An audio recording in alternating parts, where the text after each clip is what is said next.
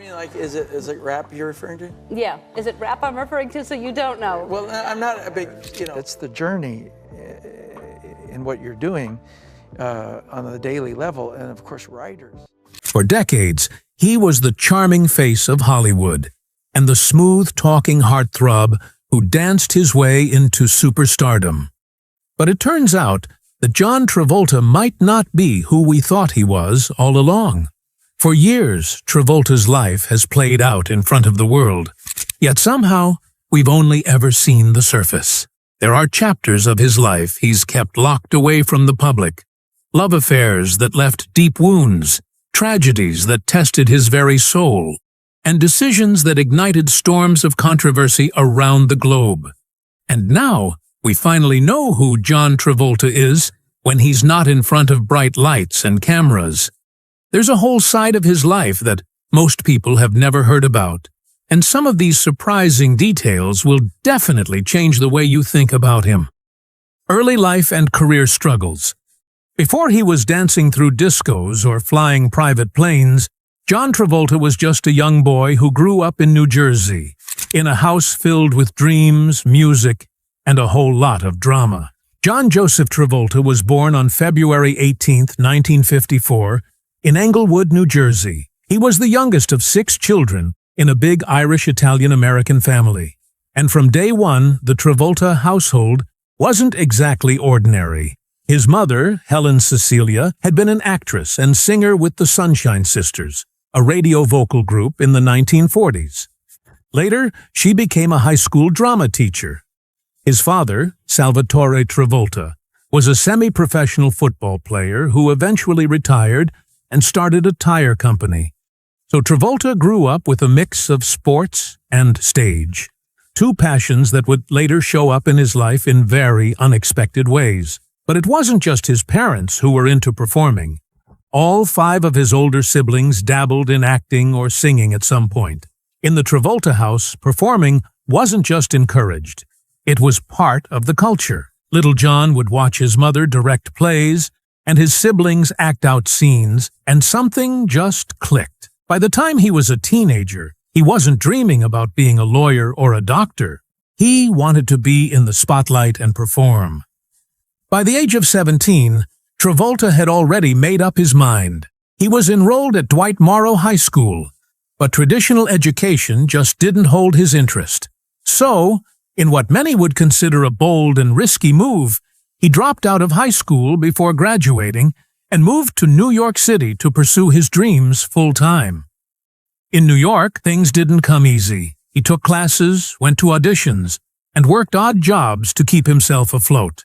He eventually landed a role in a touring company of the musical Grease, long before it even became the iconic movie that would later make him a household name.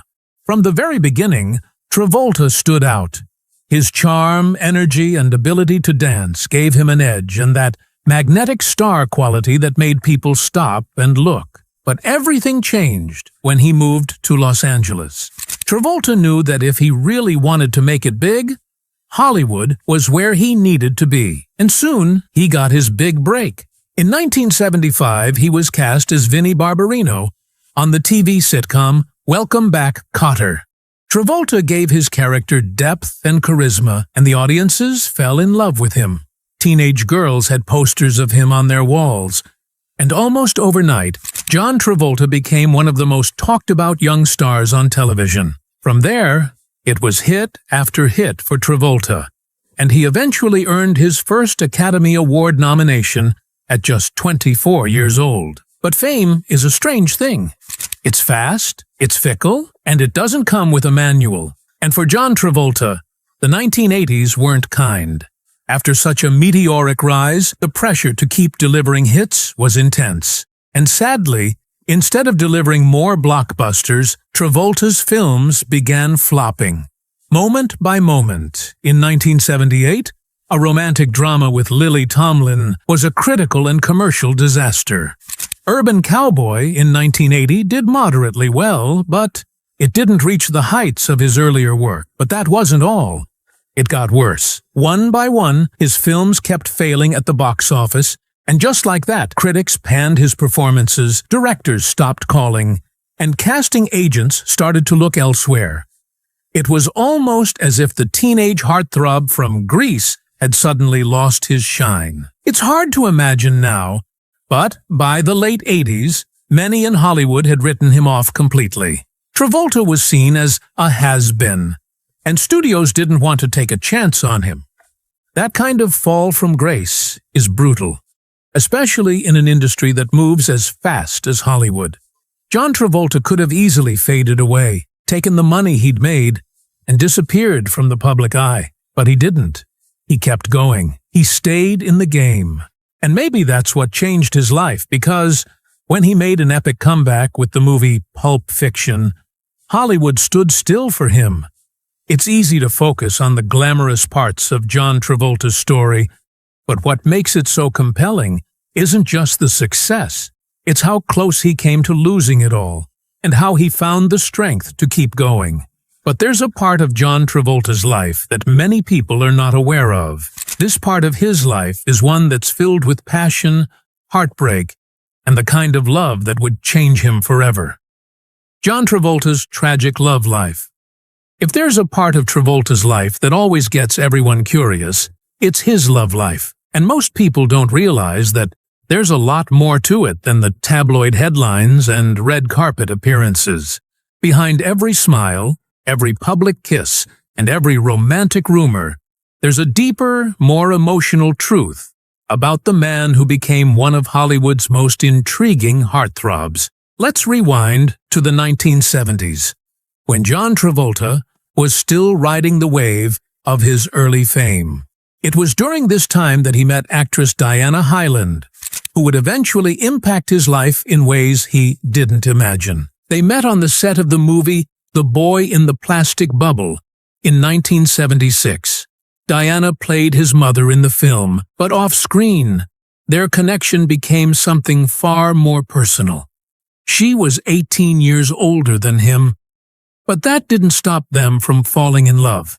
In fact, Travolta later described her as his first true love.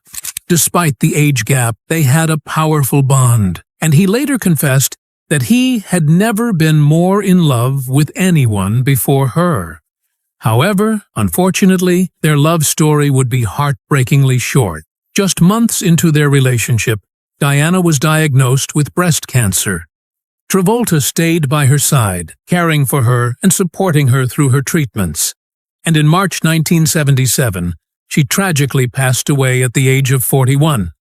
Travolta was absolutely devastated, and even years later, he would still speak about Diana with deep emotion, calling her death one of the most painful moments of his life. Losing Diana changed him. He was grieving, but he also kept moving because Hollywood doesn't wait. And in the years that followed, he found himself in another high-profile relationship, this time with actress Marilu Henner. Most people know Marilu from the movie Taxi, where she played Elaine Nardo. She and Travolta had actually known each other from their theater days in the early 70s, and they eventually rekindled a romantic relationship years later. Their connection seemed genuine and passionate, but it was also complicated. According to Marilu, they broke up and got back together multiple times. She later wrote in her memoir that their relationship was filled with love, but also challenges, especially with both of them juggling demanding careers. Still, they remained close for years, and it was clear there was a genuine connection between them. But once again, that relationship didn't last. Travolta's life seemed to be moving in a different direction, and it wasn't until the late 1980s that he met the woman who would become his wife and his partner in life for nearly 3 decades. John and Kelly Preston first met in 1987 on the set of The Experts. At the time, Kelly was still married to actor Kevin Gage, but her marriage was already falling apart. She eventually got a divorce from Gage and even got into some brief relationships after that. But their paths finally crossed again, and by 1991, they were officially a couple. They got engaged soon after, and that same year, while on a trip to Paris, they tied the knot in a private ceremony. However, because the Paris wedding wasn't considered legally binding in the United States, They had a second ceremony in Daytona Beach, Florida, shortly after. Together, John and Kelly became one of Hollywood's most beloved couples. They had a rare kind of chemistry. They were playful, affectionate, and seemingly unshakable. For a long time, they kept most of their private life to themselves, but every now and then, we'd see glimpses of them dancing at award shows, traveling with their kids, or simply just enjoying each other's company during interviews.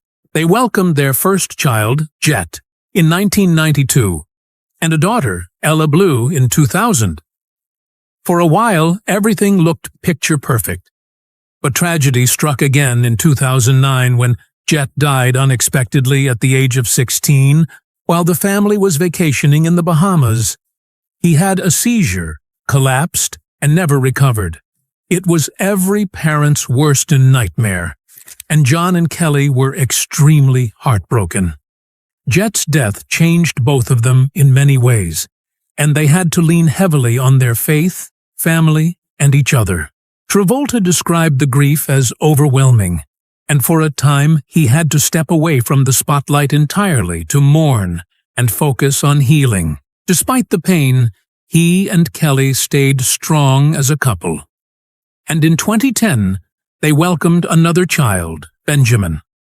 He and their daughter, Ella Bleu, became a source of light during one of the darkest periods of their lives.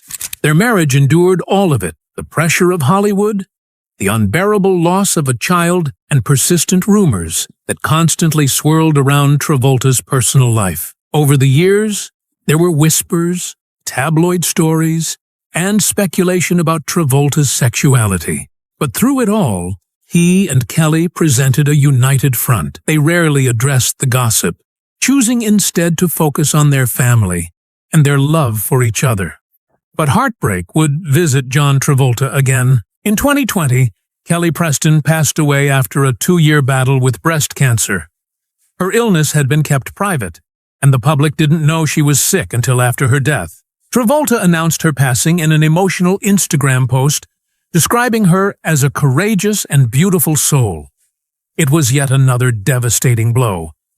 First Diana, then Jet, and now Kelly. 3 of the most important people in his life, gone. But Travolta didn't spiral. He mourned, stepped away once again, and, most importantly, he focused on raising his children and honoring the memory of his wife. In the years since Kelly's passing, Travolta has chosen to stay out of the dating spotlight. There's been no confirmed new relationship, no big public romance. And that says a lot, because after a love like he had with Kelly, the idea of jumping back into the dating world just doesn't appeal to him. But while his love life gave him moments of deep connection and joy, Travolta had his fair share of deep personal challenges that many fans still don't know about. Travolta's quiet battles. While the world watched John Travolta dance, sing, and charm his way through decades of Hollywood fame, behind the scenes, he was facing a series of personal challenges that were far more painful than any box office flop. One of the lesser-known heartbreaks in John's life was his mother's battle with cancer. Helen Travolta was more than just his mom. She was his first teacher, his biggest supporter, and, in many ways, the one who helped ignite his love for performing. Helen was a former actress, singer, and drama coach. She saw John's talent early on and encouraged him to dream big, even when others told him to play it safe, and she believed in him before Hollywood ever did. However, while Travolta was still recovering from the death of his first love, Diana, his mother, began privately fighting a very serious illness. She was diagnosed with a cancer, the same illness that snatched Diana away. Travolta's mother, Helen, didn't want her illness to slow him down, so she reportedly hid much of her pain from him, especially after she saw what he went through after the death of Diana. She was fiercely protective of his momentum, even if it meant suffering in silence, although he later found out the pain was just as severe.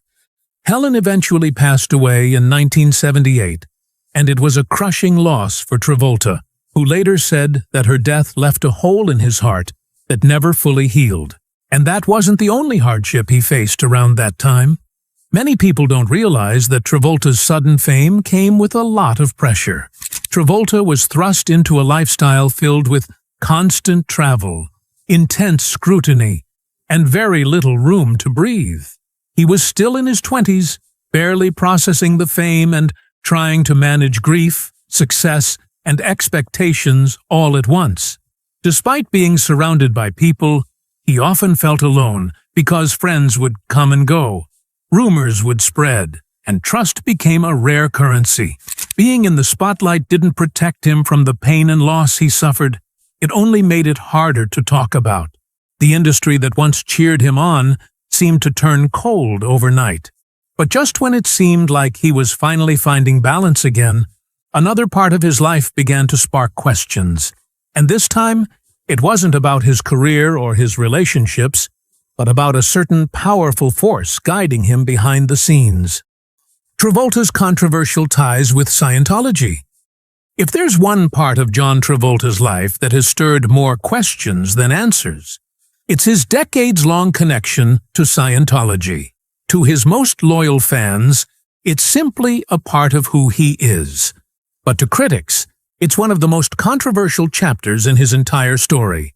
Travolta was first introduced to Scientology in 1975, around the time he was filming the horror movie The Devil's Reign.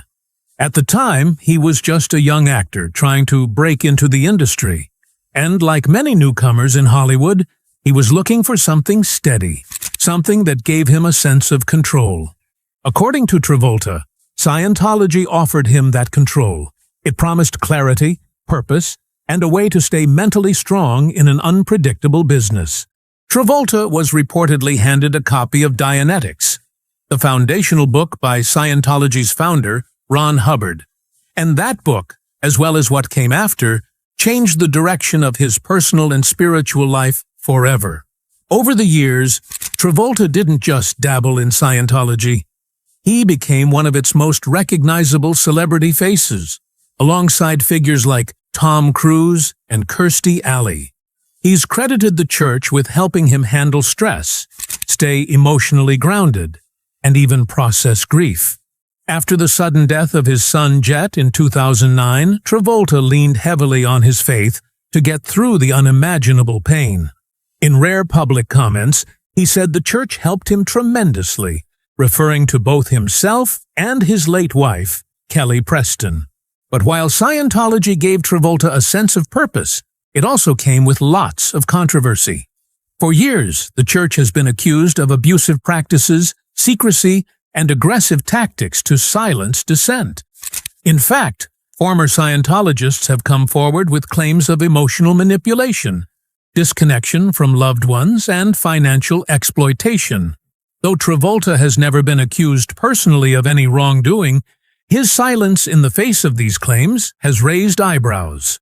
Critics often point to the fact that Travolta has never publicly addressed the deeper controversies surrounding Scientology.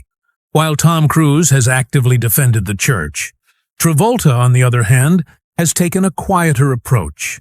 He rarely speaks about it in detail and tends to shift the focus toward his personal experience rather than the wider organization. Some see this as a way of protecting his privacy. Others view it as complicity. There's also the issue of Scientology's influence on his career. According to the rumors and some former church insiders, high-ranking members took an interest in Travolta's public image and encouraged him to use his fame to promote their teachings. It's public knowledge that the church has long relied on celebrity endorsements to attract attention, and Travolta's charm and clean image made him an ideal ambassador. But things started to shift over the years. As more former members began speaking out, especially through high-profile documentaries and exposés like Leah Remini's Scientology and the Aftermath, Travolta found himself in an extremely awkward position. Remini, who was once a friend of Travolta's, left the church and became one of its most outspoken critics. She claimed that many celebrity members, possibly including Travolta, were kept in a kind of bubble, and protected from the more disturbing realities others faced. Still, Travolta has remained firm in his loyalty. In fact, some years ago he openly stated that Scientology has helped save not just his life, but that of many people connected to him. He described it as a practical philosophy that has helped him become more confident, calm, and focused. But that hasn't stopped the speculation. Some tabloid outlets have suggested that his deep ties to the church have kept him from speaking out about certain issues in his personal life. Others claim that the church's tight-knit inner circle has a strong influence on how celebrity members navigate both their careers and their crises. But despite all the headlines, Travolta has never publicly wavered. To him, it seems, Scientology has been a source of support, not a scandal. Whether people approve or not, it's been a defining part of his life, one that he's chosen to keep personal, even as the world continues to debate it. And maybe that's the key to truly understanding John Travolta. He spent decades in the spotlight, but there are still parts of his life that remain off-limits, sacred and unspoken. But this isn't the only time Travolta's decision has raised eyebrows. Travolta's public slip-ups and legal storms. For someone as charismatic and beloved as John Travolta, it's surprising how often he's found himself at the center of awkward and, at times, serious public controversies. While many fans remember him for his charm, dance moves, and magnetic screen presence, there have been moments when the spotlight turned super uncomfortable. One of the most talked about and admittedly bizarre incidents in recent pop culture history was Travolta's infamous Oscars moment in 2014. While introducing singer Idina Menzel to perform her hit Let It Go from Frozen, Travolta mispronounced her name in a way that immediately went viral. Instead of saying Idina Menzel, he announced her as Adele Dazeem. The internet exploded within seconds. Memes, jokes, and parodies flooded social media. Late-night hosts had a field day, and it became a moment of live TV awkwardness that no one could ever really live down. And yet, he took it in stride. In the days that followed, Travolta eventually issued a statement where he shared how he was coping with the awkwardness. He said, "I've been beating myself up all day. Then I thought, what would Idina Menzel say? She'd say, 'Let it go, let it go.' Idina is incredibly talented, and I am so happy Frozen took home 2 Oscars Sunday night." To her credit, Idina took the whole thing with grace and even made fun of the incident. Still, for Travolta, it remained one of those career footnotes that sticks. But not all of Travolta's controversies have been so lighthearted. Over the years, he's also faced a string of allegations that were much more serious in nature. Beginning in 2012, multiple individuals came forward with claims of inappropriate behavior, mostly involving alleged misconduct during professional massage appointments. Several lawsuits were filed, some of which made sensational headlines. In fact, at one point, 2 unidentified masseurs filed lawsuits against Travolta within days of each other. Travolta's legal team immediately denied all allegations, calling the claims complete fiction and fabrication. His attorney at the time issued strong public statements, presenting evidence that the actor wasn't even in the location